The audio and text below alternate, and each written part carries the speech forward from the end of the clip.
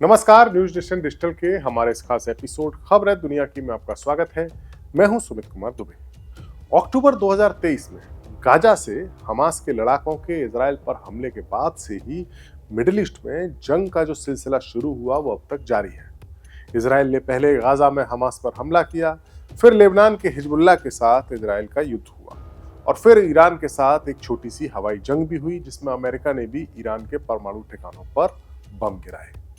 एक तरह से देखा जाए तो इजराइल, ईरान और उसके हमास और हिजबुल्लाह जैसे साथियों पर भारी पड़ा, लेकिन ईरान के एक और साथी यानी यमन के हूती लड़ाकों ने इजराइल की नाक में दम कर दिया है। और ना सिर्फ इजराइल बल्कि अमेरिका की भी। इजराइल और अमेरिका ने हूतियों के ठिकानों पर कई बार हवाई हमले किए, लेकिन कोई बड़ी कामयाबी हाथ नहीं लगी हाल के दिनों तक। लेकिन अब पिछले दिनों में इजराइल ने हूतियों पर एक तगड़ा हमला करके उन्हें बड़ा झटका दिया। इजराइल के हमले में हूतियों के प्रधानमंत्री समेत कई मंत्री मारे गए और हूतियों ने अब इंतकाम लेना शुरू कर दिया है। अपनी राजधानी सना पर हुए हमले के बाद हूती ग्रुप ने इजराइल पर लगातार हमले करने शुरू कर दिए हैं। बुधवार को हूतियों ने इजराइल पर बैलिस्टिक मिसाइल और ड्रोन से हमला किया। हूतियों ने दावा किया कि उनका हमला कामयाब रहा और टारगेट पूरी तरह से ध्वस्त हो गए। दरअसल बुधवार को हुआ क्या कि यमन के ये हूती बागी हैं, इन्होंने इजराइल के कब्जे वाले अल कुद्स शहर और हाइफा बंदरगाह स्थित जो संवेदनशील ठिकाने थे उनको निशाना बनाया। इन हमलों में हूतियों ने एक फिलिस्तीन 2 नाम की हाइपरसोनिक बैलिस्टिक मिसाइल और एक विस्फोटकों से लदे हुए ड्रोन के इस्तेमाल का दावा किया। हूतियों ने बताया कि ये दोनों ही हमले कामयाब रहे और अपने टारगेट को हासिल कर पाए। हूतियों का कहना है कि हमले की वजह से इजराइल के नागरिकों को बंकरों में छुपने के लिए मजबूर होना पड़ा। हूती बागी अब इजराइल के खिलाफ बेहद आक्रामक है क्योंकि पिछले दिनों इजराइल ने उनके पीएम को मारा था, जैसे हमने आपको अपने वीडियो की शुरुआत में बताया। हुआ क्या था कि जब इजराइल ने हवाई हमला किया तो इजराइल हूतियों के पीएम अहमद अल रहावी और उनके कई साथियों की मौत हो गई थी। इजराइल के हमले के बाद तुरंत हूतियों ने इस नुकसान को कबूला नहीं था, लेकिन कुछ दिन बाद शनिवार को एक बयान में एक्सेप्ट किया था कि उनके प्रधानमंत्री और कई मंत्री इस हमले में मारे गए। इजरायली सेना ने गुरुवार को कहा था कि उन्होंने सना में हूतियों के एक सैन्य ठिकाने पर सटीक हमला किया था।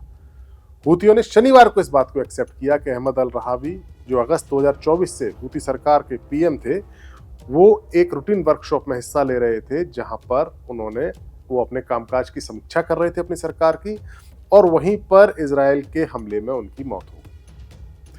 इजराइल लगातार हूतियों पर निशाना लगा रहा है, लेकिन उसको उतनी कामयाबी नहीं मिल पा रही है। वहीं दूसरी तरफ हूती बागी मिसाइल और ड्रोन से इजराइल पर हमले कर रहे हैं, और ना सिर्फ इजराइल पर हमले कर रहे हैं बल्कि लाल सागर में जहाजों को भी निशाना बना रहे हैं। उनका कहना है कि ये हमले फिलिस्तीनियों के हक में हैं। जवाब में इजराइल और अमेरिका की नेतृत्व वाला गठबंधन हूतियों के कंट्रोल वाले इलाकों जैसे सना और होदेदा शहर पर बमबारी कर रहे हैं। मई में इजरायली हमलों से सना एयरपोर्ट पूरी तरह से बंद करना पड़ा था। मई में ट्रंप प्रशासन ने हूतियों के साथ एक समझौता भी किया था जिसमें एयर स्ट्राइक रोकने के बदले लाल सागर में जहाजों पर हमले रोकने की बात कही गई थी। लेकिन हूतियों ने साफ किया था कि समझौता इजराइल से जुड़े हुए ठिकानों पर हमले रोकने के लिए नहीं था। अब हम आपको बताते हैं कि हूती यमन में कितने पावरफुल हैं और क्यों अमेरिका और इजराइल उनको पूरी तरह नष्ट नहीं कर पा रहे हैं।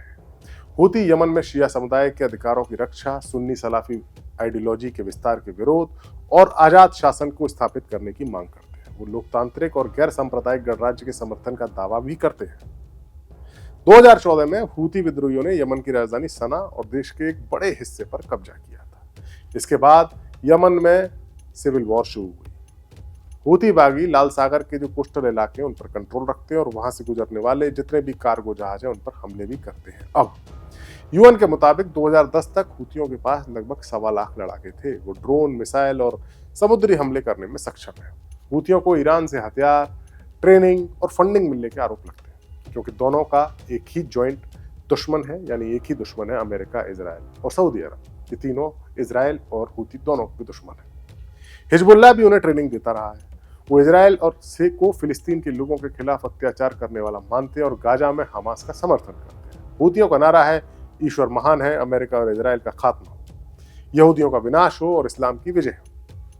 यही बात अगर गाजा की जाए, जिसके समर्थन में हूती और इजराइल के बीच में युद्ध हो रहा है, तो गाजा के लोग इजराइल की नाकेबंदी और हमलों की वजह से खाने पीने की भारी किल्लत का सामना कर रहे हैं। यूएन के समर्थन वाली एक पैनल ने पुष्टि की है कि नॉर्थ गाजा में भुखमरी शुरू हो चुकी है और बच्चे इसका सबसे बड़ा असर झेल रहे हैं। लोग खाने पीने के लिए चैरिटी संगठनों के बर्तनों में गर्म खाना लेने को भी मजबूर है। इस तरह से देखा जाए तो एक तरफ से यमन में भी और गाजा में भी चल रही जंग से हालात और नाजुक हो गए हैं। हूतियों और इजराइल के बीच तनाव बढ़ रहा है और इसका असर आम लोगों पर पड़ रहा है। गाजा में भुखमरी है और यमन में हमलों की वजह से इंसानी हालात को बदतर बनाते चले जा रहे हैं इजराइल के हमले। इजरायली सेना गाजा पट्टी में कार्रवाई तेज कर रही है। इजरायली सेना ने हमास के ठिकानों को ध्वस्त करने का दावा किया है। उत्तरी गाजा में निगरानी चौकियों और एक टैंक रोधी मिसाइल दागने वाले जगह पर इजरायली फौज ने हमला किया। इजरायली सैनिकों ने जवालिया के पास कैमरों और अंडरग्राउंड विस्फोटकों के जो ठिकाने थे उनको भी निशाना बनाया। गाजा पट्टी में मंगलवार को जो हमले हुए उसमें 47 फिलिस्तीनी लोग मारे गए। इजिप्ट ने इजराइल के इस मिलिट्री ऑपरेशन को आगे बढ़ाने की काफी ज्यादा निंदा की है। इजिप्ट वो देश है जो गाजा पट्टी से जिसकी सीमा लगती है इजराइल के अलावा। इजराइल गाजा सिटी में बड़े पैमाने पर मिलिट्री ऑपरेशन की तैयारी कर रहा है, इसीलिए इजराइल ने हजारों रिजर्व फौजियों को भी मोबिलाइज करना शुरू कर दिया है और गाजा सिटी में रहने वाले फिलिस्तीनियों की उसे शहर को छोड़ के जाने की चेतावनी दी है। इजराइल की इस योजना का अपने ही देश में विरोध भी हो रहा है। इजराइल में भी लोग इस बात का विरोध कर रहे हैं कि इतने बड़े पैमाने पर मिलिट्री ऑपरेशन करने की जरूरत नहीं है। वहीं दुनिया के बाकी देशों में भी इसकी निंदा हो रही है, लेकिन इजराइल निंदाओं से परे अपने इरादों पर अडिग है, डटा हुआ है और लगता है कि वो गाजा से फिलिस्तीनियों को पूरी तरह से हटाने का इरादा बनाया हुआ है। हमारा वीडियो आपको कैसा लगा कमेंट सेक्शन में जाइए और अपनी राय हमें जरूर दीजिए। नमस्कार।